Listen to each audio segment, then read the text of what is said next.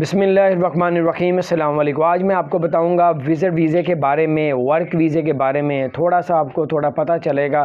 Work visa, visit visa جی جناب Pakistan, India, بنگلہ دیش، ان ملکوں کو دیا جا رہا ہے، ریشو بھی ٹھیک ہے، لیکن اگر آپ کا ویزا لگ جاتا ہے انشاءاللہ تعالی آپ جانا چاہتے ہیں، ایک تو جاب آسانی سے نہیں ملتی، پھر بھی اگر آپ چلے جاتے ہیں تو آپ کے پاس جو ہے جناب ہونے چاہیے 2000 درہم تو لازمی ہونے چاہیے۔ اگر آپ کے پاس پیسے نہیں ہیں اور اگر آپ کسی دوست رشتہ دار کے پاس بھی ٹھہرنے نہیں جا رہے تو آپ کے پاس کنفرم ہوٹل کی بکنگ ہونی چاہیے۔ اگر آپ کے پاس پیسے اور ہوٹل بکنگ نہیں ہوگی تو آپ کو ڈیپورٹ کر دیا جائے گا، واپس بھیج دیا جائے گا۔